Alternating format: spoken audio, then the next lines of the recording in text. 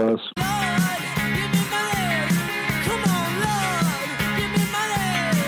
This is the DRF Players Podcast. Here are your hosts, Peter Thomas Fornatel and Jonathan Kinchin.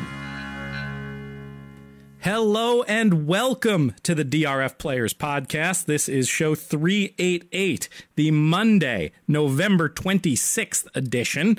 I'm your host, Peter Thomas Fornatal, back from San Diego and back in the Brooklyn bunker.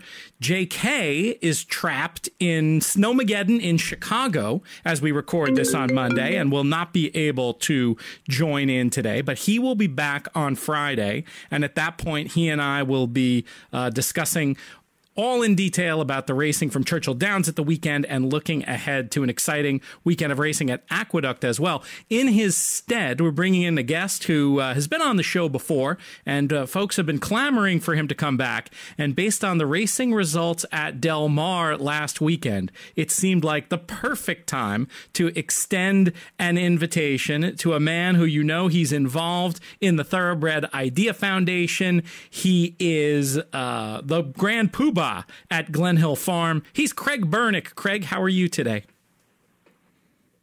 I don't know who would be clamoring for me to come back, but I guess it's a Monday and most people are back to work and shopping on the internet, so I'm happy to fill in for JK and spend this time with you. Appreciate being on. Excellent. Yes, the Cyber Monday edition of the DRF Players Podcast. If I were a little more of a shill, I'd tell you to go to the DRF store and look for all the exciting things that we have on offer. Of course, most people won't be listening to this till Tuesday, so they'll just have to hope that the deals extend all holiday season long. Craig, nominally, the reason you're here is the huge weekend you had out at Del Mar. As an owner, can you recall a run like this, a weekend that strikes as much joy in recent memory as what you were able to accomplish out there this weekend? Well, I mean, our year's been awfully slow. We feel like we've had some nice horses, but they've gotten hurt and they've gotten rained off the turf, and sometimes it happens. I mean, I think in horse racing, with owning, with gambling, I think in the end, things generally even out, but it always seems like very streaky. You're probably never as good or as bad as you feel that day, and it's a good thing to remember. But it was nice. Both those horses, they looked like they were going to be really competitive, and if things went right, had great chances. And they both won. We had another filly yesterday in Aqueduct that I loved. I actually thought was our best chance to win a stake this weekend, and she got rained off the turf. So sometimes that happens. But it was a great weekend, winning those two races at Del Mar for sure. Let's start off by talking a little bit about Chicago Style, who got it done in the Hollywood Turf Cup with a Beyer speed figure of 96. Tell us a little bit about the history of this horse and how long you've thought an accomplishment like this was possible. The horse, when he was born, very, very immature horse, and took a long time to sort of catch up with the others. So he always had a pedigree that you would always notice him because he was by Kitten's Joy. He was a great stallion, and his mother was a horse that I actually owned, Hugo Westgirl, that she won a number of stakes in New York bred company and was graded placed, obviously open. So you're always hoping for him, but he had a bunch of problems. The vets scratched him like his first 3 times he was going to run. We thought a lot of him, but they just kept scratching him in the morning. And he actually didn't debut until he was a 4-year-old at Tampa. And, we ran him for 16 claiming because, they would never let him run. So we figured, the race is there. They do run cheap claiming at Tampa. And we never thought anything was wrong with him when we were trying to run him, or else we wouldn't have run him. But with those 3 vet scratches, I don't think anybody wanted to reach in and take him. No shot. So we probably got away with it. And then we ran him again for the 16 claiming, and nobody knew what to do, so they didn't take him again. And then we kind of decided we better stop that. And you know, he's had a nice progression. He won a starter race on Maryland Million Day, which a good horse has to win. And then he shipped out to California. He went through his conditions. He won the first condition, the second condition, like real impressive. And he was second in this Hollywood Turf Cup last year. And at that point, you know, I kind of thought he was capable of it, but he got beat at Houston in a $200,000 race. He came running, but the Mike Maker's horse was just, you know, he probably had a little bit too much resistance, and we didn't get there. And funny enough, we were approached by somebody to buy the horse, and we actually agreed on a price, and he failed the vet again. So he never gets past the vets. But it gave us, you know, we took care of him. I didn't think anything was wrong with him. Tom Proctor didn't either. And probably they did us a favor, because sometimes, you know, before a horse gets hurt or shows pain, you know, there'll be something brewing, and we were able to stop on him, gave him the whole summer. And, you know, this was the race we were pointing to. He was second last year. We got 1 mile race into him as a prep. He ran really well. I was surprised he was only beat a length and a half against stakes horses going a mile, because a mile is not his best distance. And, you know, he ran really well on Friday. He was favored.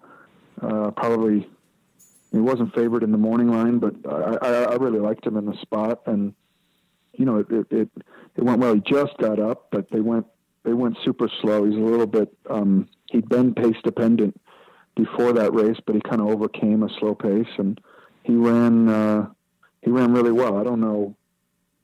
I think that, I mean, I know it's a DRF. I don't know how great the buyer figures are. Sometimes in certain turf races, when they walk on the front end, he finished, like, you know, they ran the last half in 46, and he was last at the half pole. So he definitely ran fast. You know, so I don't know how his buyer figure sort of stacks up against what he's been doing in his career, but I thought I was pretty impressed with the race, and Drayden was too. And, you know, we hope he stays sound, because the nice thing about California is they have sort of 10, 11 furlong races, mile and a half races all year.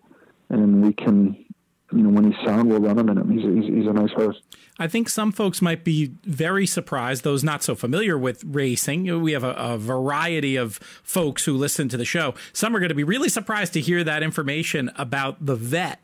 As an owner, how do you deal with that? And how do you react to that when you have lifelong horsemen who say the horse is fine, but then somebody else is saying your horse isn't fine? Is that just go with the territory? Is it a source of frustration? You mentioned in the case of the sale, a veterinarian actually potentially really helping you out. But what's your general attitude when folks come poking around your horses? Look, I mean, I totally understand what they're doing.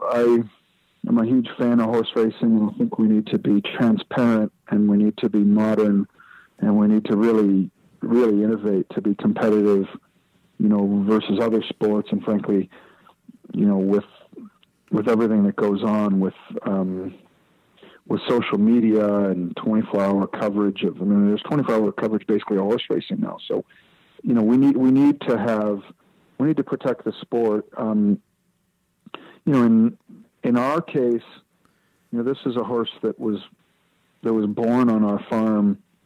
His mother raced for us, and we're never going to run a horse if we think he or she is unsound. It's just not something we're going to do. We're very patient, you know, and we don't use a lot of medication. I mean, I would say that our vet bills would be lower than at least 95% of other owners.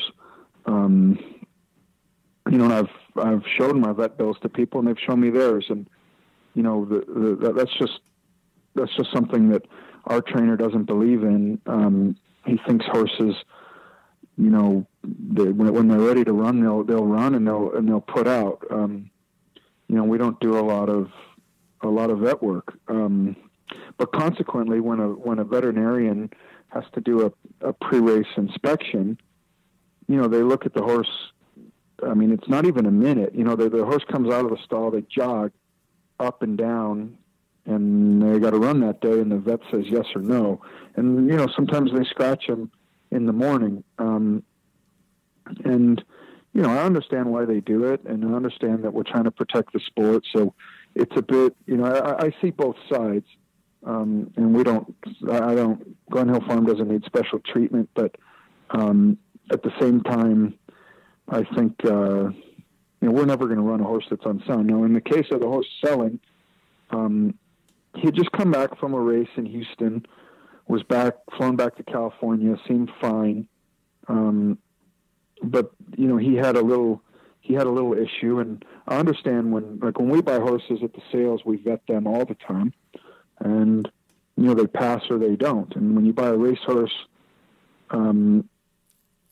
sometimes you're a little more forgiving, because if they have a pre-existing condition, but they're running through it, they can know when a horse might have had some sort of bone spur or what have you. And if it's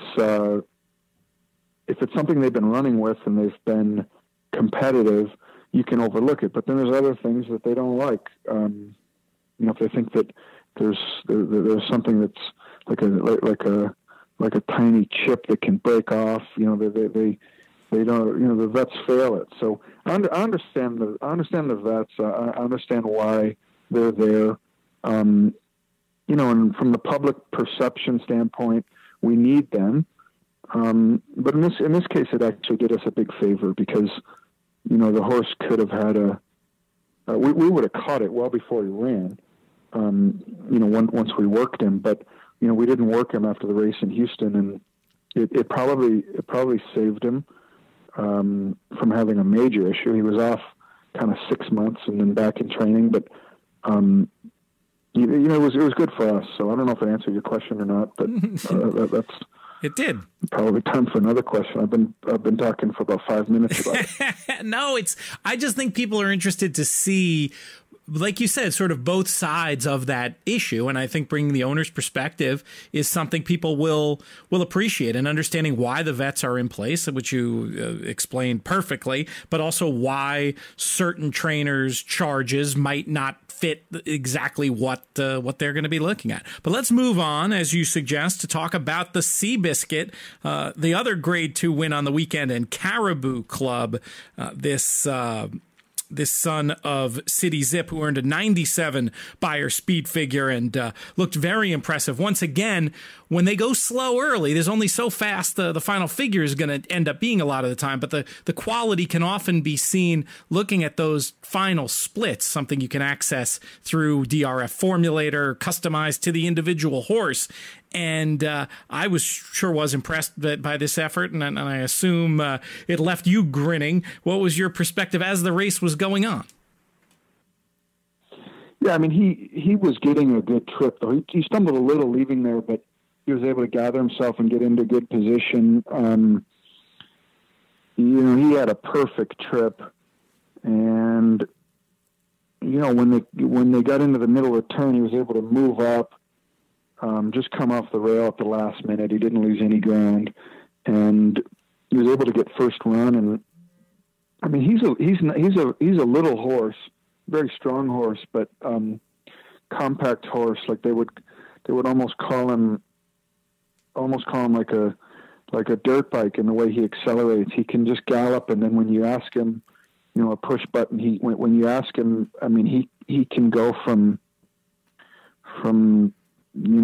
third gear to fifth gear, like in one stride.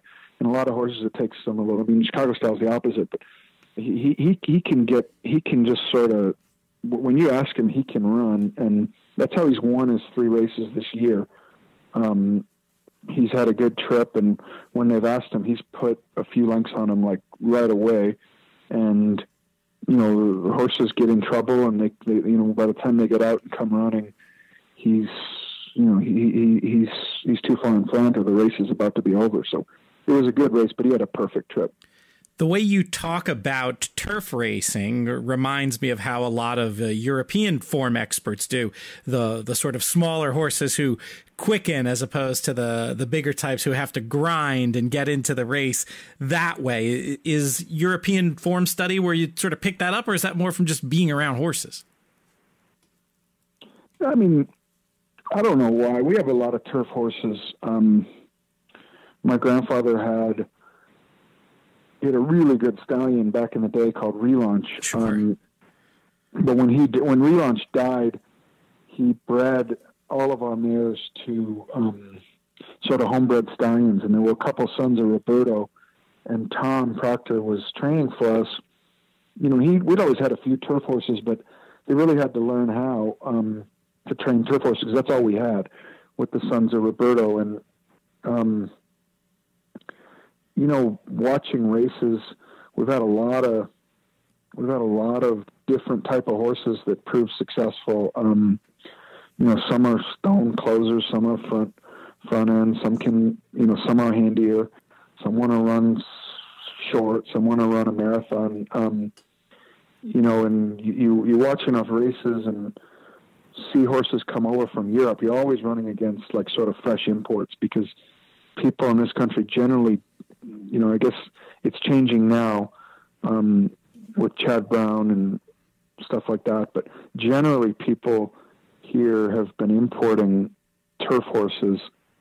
Back in the day it was Bobby Franco, before that Charlie Whittingham. There would always be kind of Gary Jones. They would be bringing horses right off the plane that were automatically the best horses, and you see how they run, and we run against them. So I guess it's a blend of our own experience from our horses, and then watching the European horses come over, and kind of the way that they run. Your family's relationship with the Proctor family obviously goes way back. How did that begin, and describe a little bit the relationship between the two?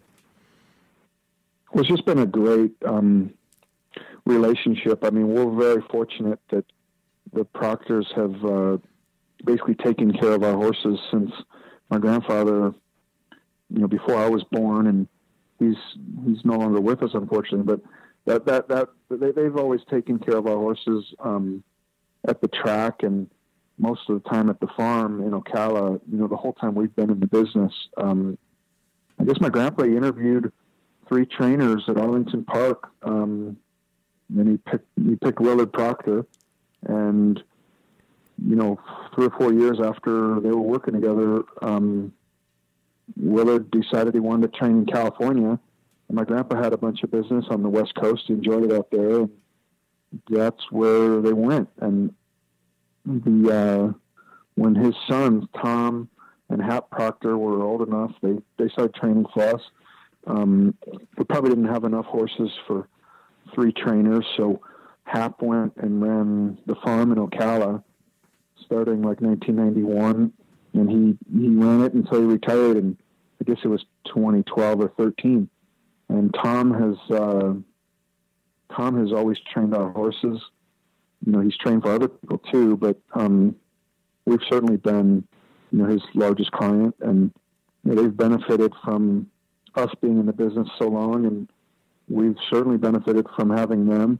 And it's been nice, because I see a lot of owners, they change trainers and they change agents, and they bounce around a lot. And sometimes it's hard to, you look in the mirror and you just realize the horses aren't fast enough. Sometimes you think one trainer doesn't know what they're doing. Some guy will say that. Somebody will say, he can only train this kind of horse. But, with Tom, I know if the horses are good, he'll get the most out of them. And if the horses aren't running, they're no good. It's, we bred them, we bought them, something didn't work, but it's never been an issue of, lack of confidence in the team. I know we have the right team, so it's been a good relationship. How did your grandfather get into racing in the first place? He grew up in Chicago, and his dad and uncle, they loved going to the racetrack. I think they took him on the train to the Kentucky Derby. He saw Ray Count win. I guess he was like 9, so it was like 1928 or 29. I don't know. And his favorite horse was called Equipoise, and he sure. I mean, him and his buddies, they would save dimes to go bet on that horse. Like they never missed a bet on that horse. They'd cut school, and when he got out of World War II, I mean, it was they owned a couple claimers, but he stopped because he really only wanted to do it if he could own the horse himself and do it at a good level. And when he lived the American dream. He built a huge business, but I mean, it was really his dream to be in the horse business. And when he worked hard, and he was very smart and obviously lucky too. And when he became successful, the first thing he wanted to do was get in the horse business, and he bought, Glen Hill Farm in Ocala, and he started buying horses, about 1966 or 7. And I'm 40, so I was born in 1978, and I spent every sort of school holiday at the farm. Every Thanksgiving, Christmas, and Easter, we'd go right to the farm. And then I would spend kind of a week every summer in Del Mar with my grandparents. And, my grandma was a really good handicapper. My grandpa, he liked to bet, but he didn't really handicap. But he really liked the mornings. He liked the camaraderie with the people. And I was kind of a sponge. I would go to the track with him. And when we got home, he'd do work, and I'd handicap the races with my grandmother, and then we'd all go to the races. And that's kind of how I grew up. So it's great. It's been, it was a great sort of schooling and upbringing. And then I worked in the real world for sort of 8 or 9 years after college, but finally convinced my grandfather, let me try and turn Glen Hill into more of a business instead of just a hobby. And, thankfully he turned it right over. He was really happy about it, and he was excited that the farm would keep going. When he passed away, it was, something that we shared together. So that's kind of the short history of it. Special. What was the biggest difference between running Glen Hill as a hobby and running it as a business? Well, we've gotten involved in the investment side of the business. We're lucky to be partners with John Secura, who owns Hillendale Farm, in their stallion business, which we've made some good moves. We've bought a piece of Curlin. We started out Violence when he became a stallion. We bought into Kitten's Joy when he moved from Ramsey Farm. We've got Camp Barrows when he came up from Florida. We've just invested in Good Magic, Bayern, Flintshire. So we've been able to mitigate some of the costs of kind of running a farm with employees and maintenance and upkeep of the farm, the insurance, the workers' comp, and then all the taking care of the horses with the investment side. So the blend has been really good for our family. We haven't changed much in the way we operate the farm and the way we take care of the horses. We don't have a commercial operation in the sense that we don't consign horses for other people. We don't board horses. We don't have a stallion complex. So, we're dependent on race revenues, from purses and selling horses. The better we do with the racing stable, the less horses we have to sell. And then the investment side of the business with John Secura hopefully will cover some of the expenses that it takes to run the farm. So that's kind of the biggest change. But I think when, horse racing was always my favorite sport growing up, like from the time I was 10 years old. And I think I realized how little I knew about it until I actually started being responsible for, all the bills. And I mean, they're relentless. They keep coming every month. There's just a pile of bills. And you're really dependent on the horses performing, or we have to sell horses to mitigate the cost. So there's a budget that a family sets that I have to hit, and I've hit it most years. But there's some years when the racing stable doesn't do well, and you go to the horse sales and they don't like your horses. It's a tough thing. But I wouldn't want to be doing anything else, and it's I love it and met a lot of great people, and look forward to doing it hopefully for the rest of my life. So it's a passion, it's a business too. I remember you joking with me at one point when our paths crossed at the sales in Saratoga that you were being good, you were selling, you weren't being bad and buying. I thought that was pretty funny. There's always an opportunity when you put a horse into training that they're going to be that horse that kind of that once in a lifetime horse, and that's why people buy horses. But most of them, Tappet has 120 horses a year, and they're all out of either mares that could really run or have great pedigree. So they're all well meant, and there's Curlin, and there's Medalla d'Oro, and there's Warfront, and there's Kidden's Joy, and Quality Road, and Candy Ride, and there's lots of stallions like that. So it's those great horses are few and far between. And when you sell them, obviously you stop the expenses on those horses, and they become somebody else's dream. And when you sell horses, I understand why people sell horses, because most horses don't work out. So it's always more fun getting into than getting out of anything. I remember at one point you talking on Twitter, actually, about some of your grandfather's rules for business, which also doubled as rules for life. And it was an amazing array.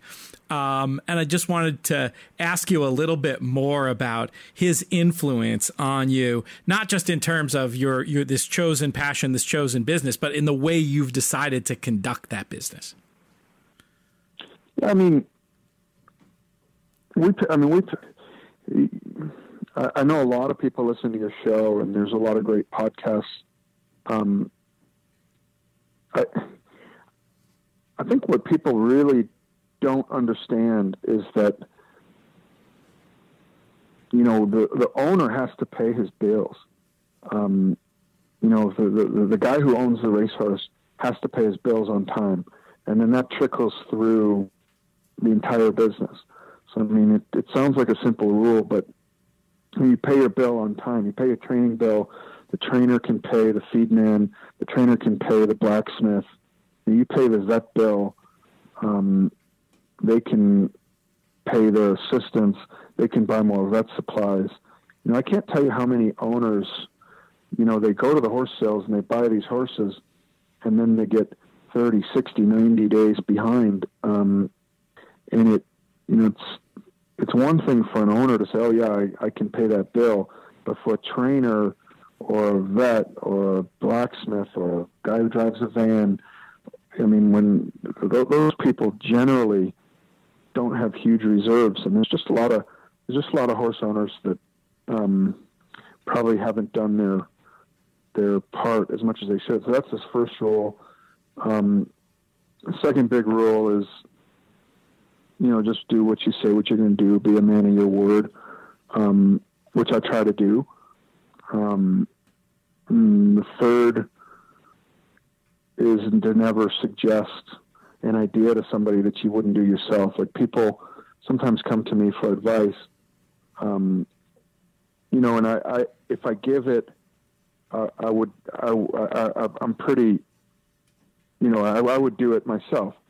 It's hard to put yourself in somebody else's shoes, but a lot of people in the horse business, they're really good at telling others what they need to do. But they don't do it themselves. And in the horse business, I really think if there's three things we could do that would fix the business tomorrow. The first is horse owners pay their bills. The second thing is take care of horses when they're retired. And the third thing is lower takeout. And if we can do those three things, I think 95+% of our problems would go away. But those three things have been issues for our business for a long time. Well, it's definitely admirable the way that you have incorporated those rules into the way you conduct your business, and that you're trying to set an example and help out with the formation of the Thoroughbred Idea Foundation. I had this a little bit lower down my list of things to talk about, but it seems like an appropriate time to jump ahead, and then we can loop back.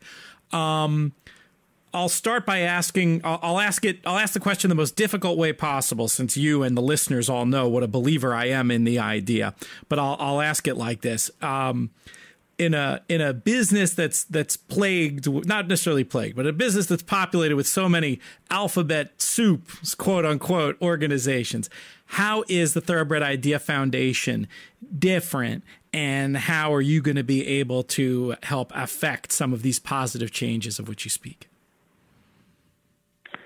I think we're different because we try to be very much customer focused or consumer focused, and we identify the most important customers as gamblers and horse owners. If you think about the business, everybody that takes care of a horse basically depends on an owner buying a horse and paying his bills.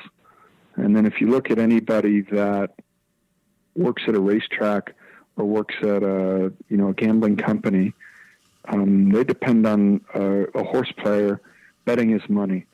And then when the horse player bets, a portion of that money gets taken out, obviously, and that goes to purses, and the other part of it goes to the betting house. Then that's how they pay their staff, like in an extremely simplistic way. And I feel like all the other organizations, they're hugely important, and they have missions that are very, very worthwhile. But they're very much breeder focused, or they're sort of organization focused. They're not customer focused.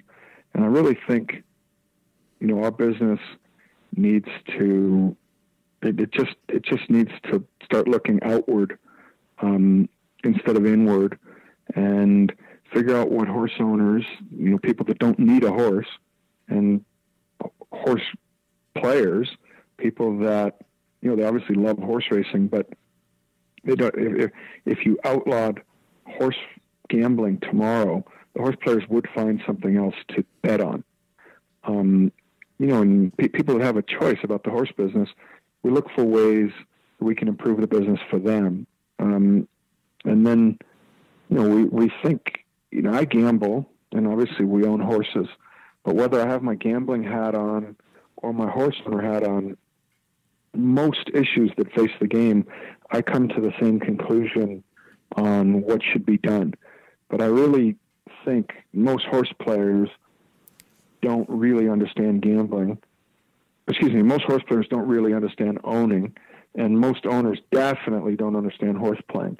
And if we can look for ways that those two constituents can find commonality, I think, I think we can we can really help the business. Because if you're talking to a racetrack, or you're talking to a horseman's group, or you're talking to a racing commission, and you've got the guy paying his bills, and you've got the people gambling their money, and they're both asking for the same thing, and it doesn't detract from the rest of the business, I mean, I would think they have to listen.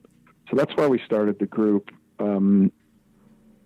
We hired a great guy, Pat Cummings, to run the organization. We're really fortunate to have him. And the board, I think it's a good board. There's one professional horse player, Paul Matisse. There's a number of owners that gamble. There's a jockey, or former jockey, Gary Stevens. There's another former jockey, Donna Brothers, who understands,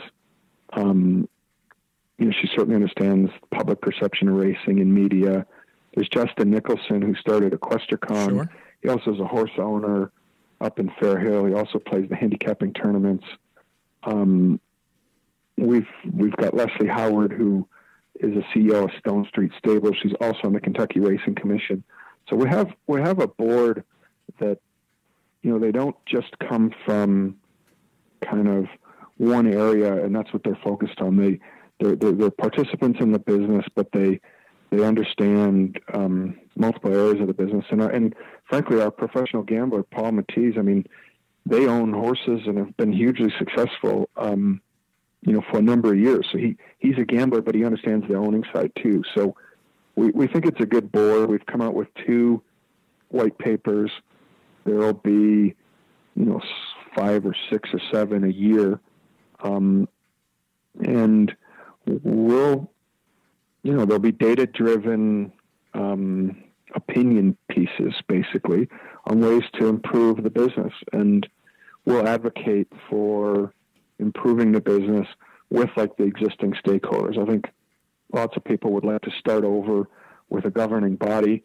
And, yeah, that might sound great, and I would be for that. But we've been clamoring for that for, probably since the Wire Act, or the Interstate Horse Racing Act, came out over 40 years ago. So until that comes, I think we have to work with the groups that are in place, which are racetracks, which are horsemen's groups, which are regulatory bodies, and, try to influence those groups and look for ways to help the business. So that's why we started the group, and that's what we'll try to do. I have a reason for optimism that just popped in my head, something I'd never really thought about before, that it feels to me, and correct me if I'm wrong, that your generation of owner, the sort of owners on the younger side in racing, seem more connected to the gambling side of the business, to the horse player side of the business, than, say, folks a generation or 2 older than you, or the stereotype you think about when you think about older horse owners in their 60s. I don't necessarily think of that group of the population, though there are some notable exceptions, being that in tune with the gambling side.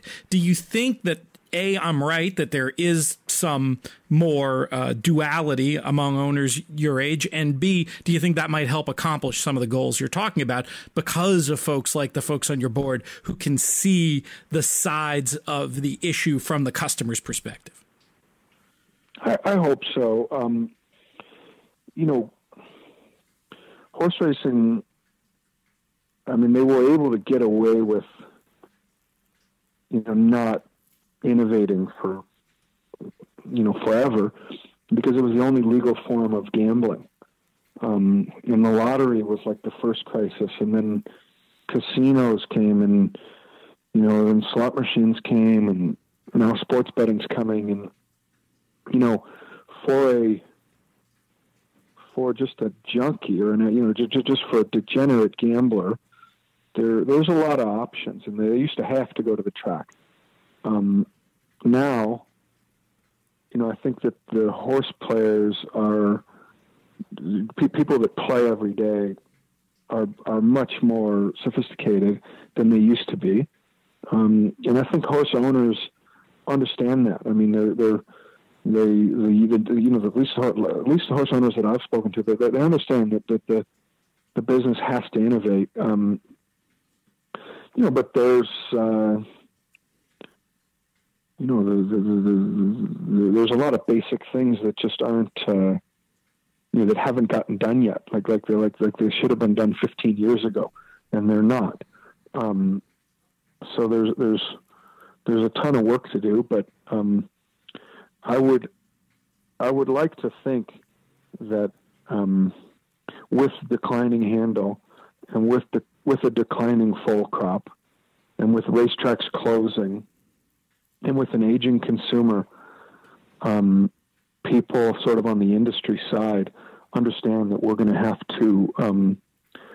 to modernize our game, and that certainly must include, everything from the gambling side, from tote to availability of information, to transparency about everything that goes on with a horse. I think people invest in anything, not just gambling, but people invest in real estate, or people invest in private equity, or people invest in stock markets, or what have you, when they're more confident in the information. And,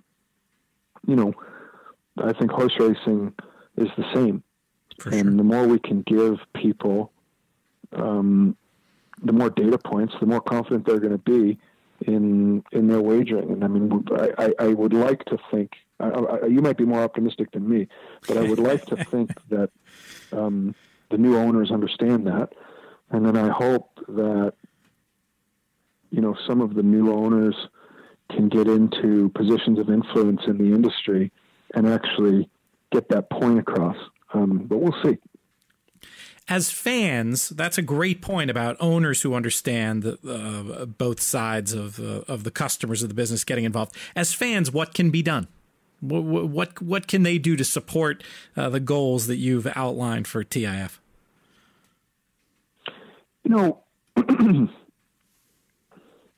That's a good question.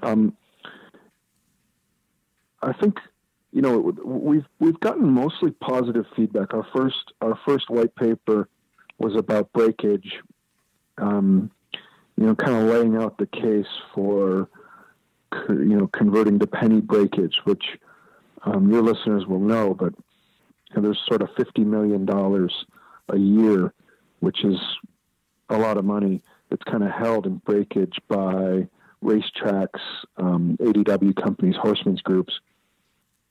And, if that money is returned to players, so if there's no rounding down to pay, $420 or $440, but if it paid $418 or $436, we think that the $50 million returned to horse players would generate like $200 million in churn. And it's a 20-page paper. There's a 2-page executive summary, but that's basically what it says. And there's a lot of data points that support that.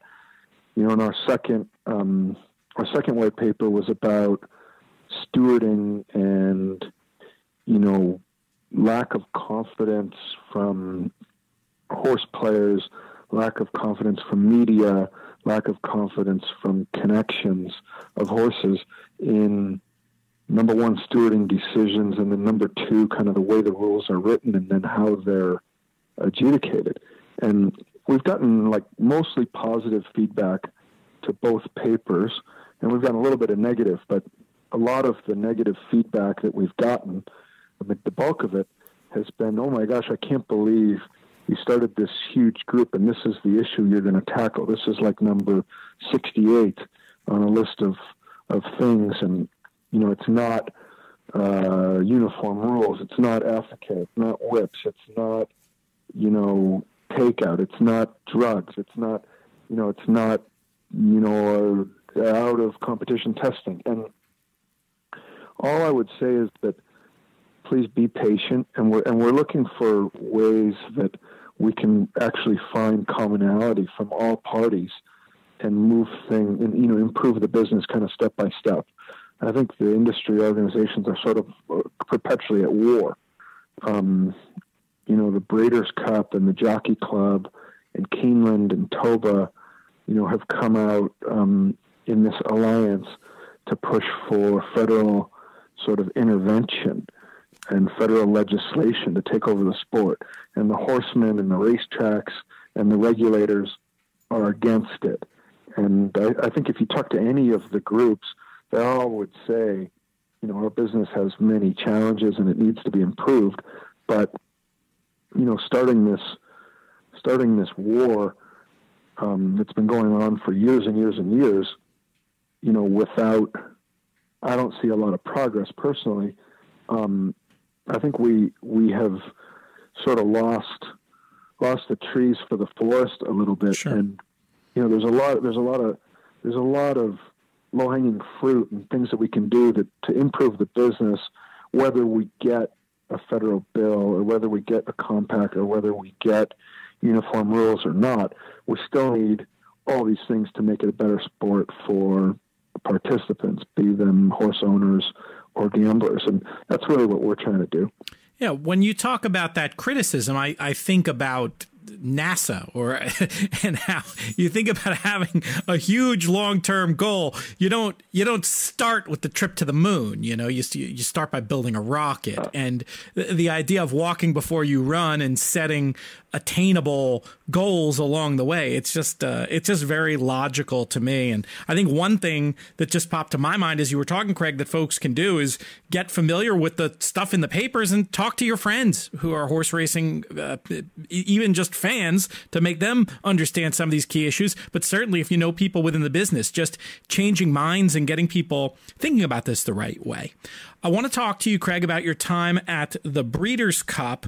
One of the achievements you had during that time was being very involved with the formation of the Breeders' Cup Wagering Committee. I wanted to ask you what you thought of the new rules for the Breeders' Cup Betting Challenge and how, from your perspective, that all worked out, and talk a little bit more about the committee in general.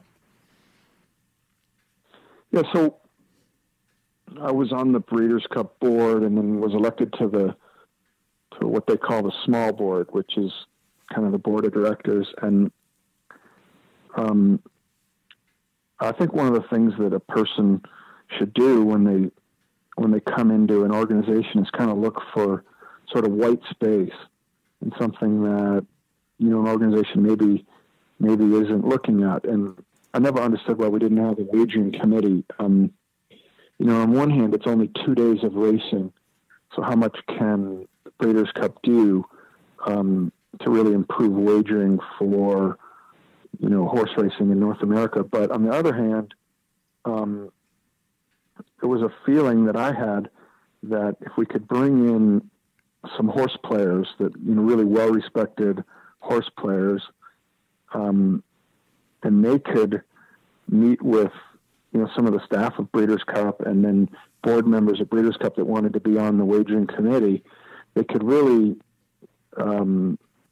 explain to them some of the issues, and we could put them into play during Breeders' Cup and hopefully improve the wagering experience for Breeders' Cup. And really the big goal was that the horse players would be able to make a big, you know, the player committee members, which they were called, would be able to make a positive impact on Breeders' Cup. And then the Breeders' Cup board, which the small board I think is like 13 people, but the larger board is 45.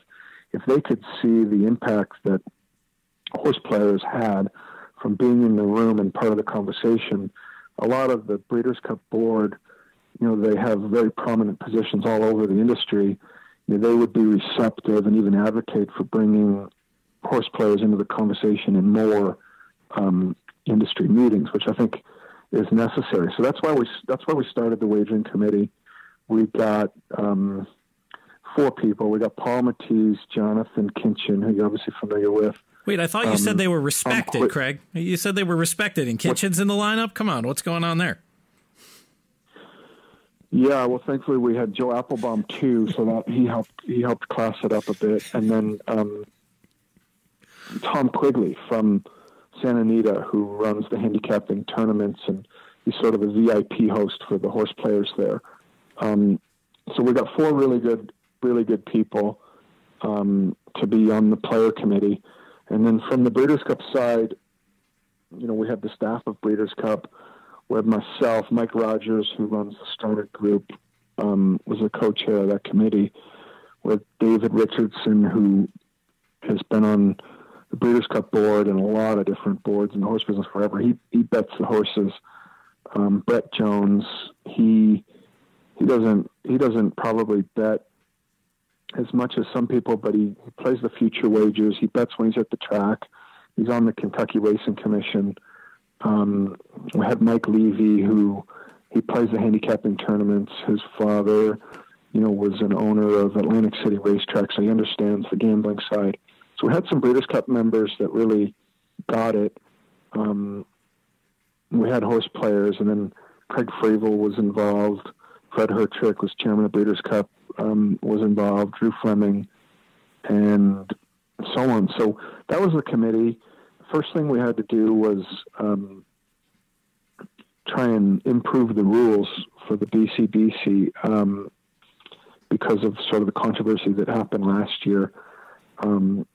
With whether the rules were unclear or all the players didn't understand how to take advantage of the rules that some other guys did. We really felt that we needed to clean that up. So that was kind of what we did. And I thought that went well. I played the tournament, but had just an absolutely brutal, I didn't even pick good horses. I didn't have bad beats. I just handicapped poorly. But I believe that the tournament as a whole was very well run. There weren't complaints about the way anybody sort of attacked the tournament from a collusion standpoint or a breaking the rules standpoint. And it took a step back from an entry proposition, but I think it's a good baseline to kind of build back from. And, it's not necessarily model rules, but I really think that the Breeders' Cup Betting Challenge rules, will start to become more prevalent kind of around other live money tournaments. So I thought that was a good thing. We tried to do the head-to-head wagers with, the Breeders' Cup races. The players advocated for 5% takeout, which is what you need for sports betting. The Breeders' Cup and the Kentucky Racing Commission and a lot of the ADW partners weren't comfortable with that. So they did it with a 10% takeout. We got them to go to $10 minimums and pay to the $10 to sort of mitigate the breakage. But I don't think anybody knew that there was a statute that win bets needed to pay at $2 in Kentucky. So we kind of, I think everybody dropped the ball on that. So we got $10 minimums, but they still paid to the $2. So it had the full breakage. So as a result, they didn't handle well. When I went online to do a head-to-head, one group was 3 to 5, and the other was 4 to 5. And it's just hard to find value, which you decide you're betting on that. They didn't have the prices like, 160 or what have you. They were actually like horse betting odds. So I think they can do better with that in the future. And I hope they do. And there's some talk that they'll go to 7% takeout next year from the head-to-head, which would be fantastic. Still not 5, but I think better than where we were, which is how I think you have to measure things in the horse business. I mean, we let not perfect get in the way of better than where we stand, stop any sort of progress in our business. Yep. So 7% is better, certainly, than 10%. And if they can clean up the payouts on the $10 minimum so that we have, much less breakage on a $10 payout with 7% takeout, I think that'll start to gain a little bit of traction. So I think it was a good start for the wagering committee, but, that's just like anything else. It can hopefully do better, in the 2019 Breeders' Cup now that they've had a year under their belt.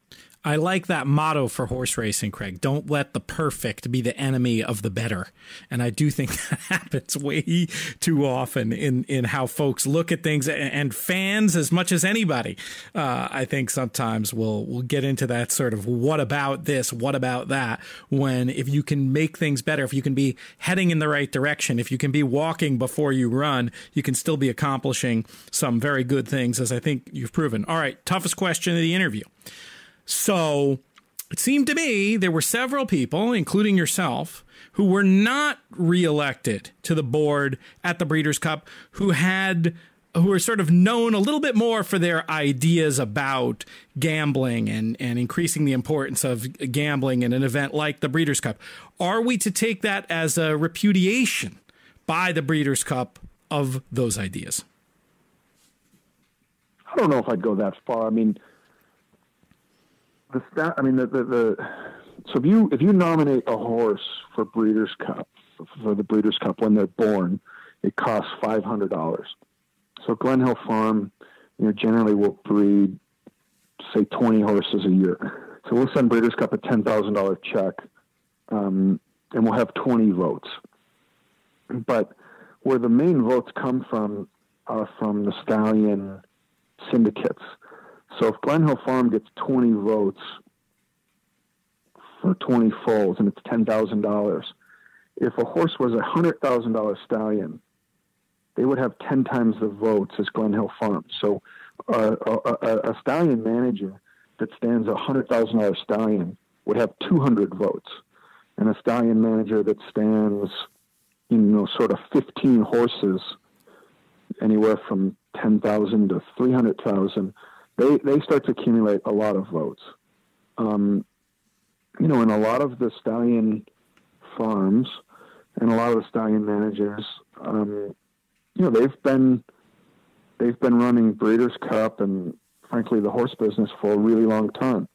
And I think there was maybe a group of people that looked upon Breeders' Cup maybe as a way to try and influence the horse business as a whole and, sort of modernize. And I was probably part of that group. And, they voted me out. Some of the people that were supportive of what we were going for got voted in.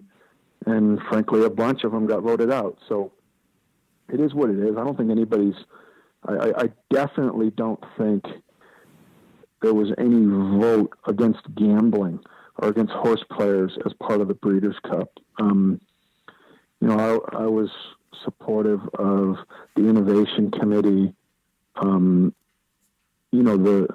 The Breeders' Cup Derby idea, I didn't particularly like the idea of a Derby, but I did see merit,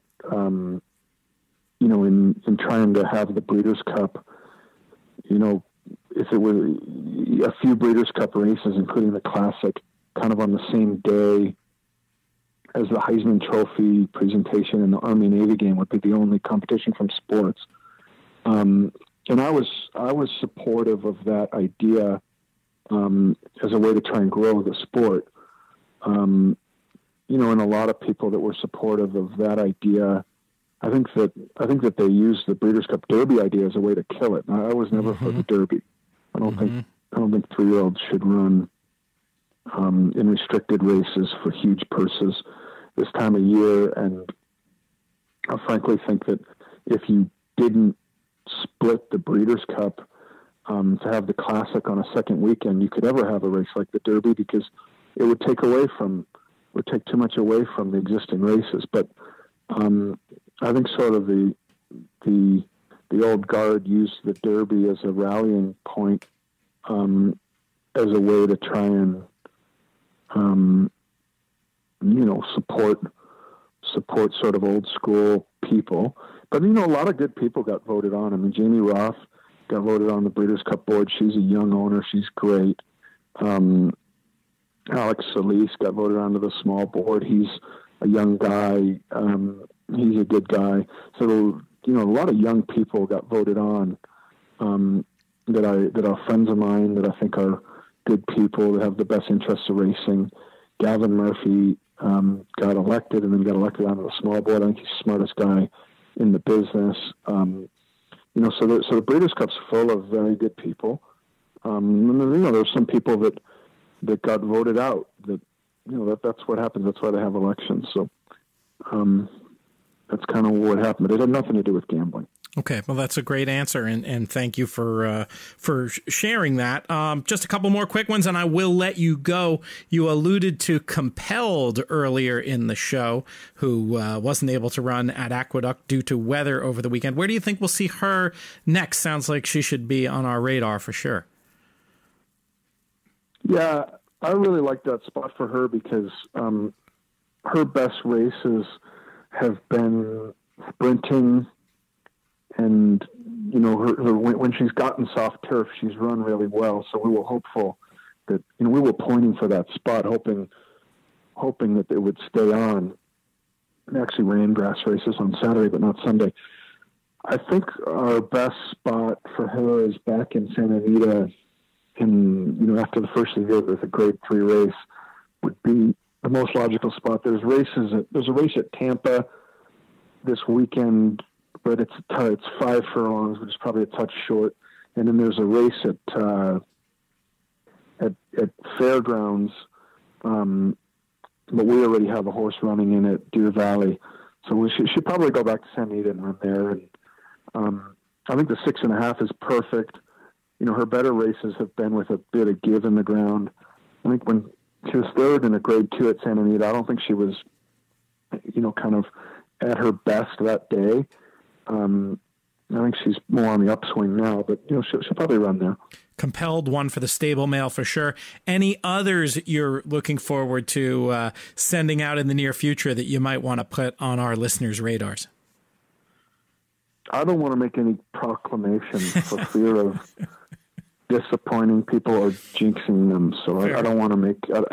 We like a lot of our young horses that haven't shown up yet. There's one horse that should run this weekend if the race goes at Del Mar, called Felix Leiter, he's a 2-year-old colt. He had a run. He'll improve. We had a filly run the other day called Objective that she sort of walked out of the gate going 5 furlongs. In her debut, she ran a great third. She shouldn't have been able to run third from there. She ran well, so look forward to running her back, probably when Santa Anita opens back, because they don't have any turf racing at Los Al. So, but I wouldn't say. I hope some of them show up, but I don't think any. There's no Derby horse, that's for sure. Well, it's a nice little stable tour, nonetheless. Last thing I'll ask you: who's your horse of the year? Well, it's Justify. I don't think. Not asking for a prediction, mind you. Not asking for a prediction, because I think I wasn't asking for a prediction so much as your opinion of who should be. I just wanted to make that clear. I mean, I think it should be Justified, and I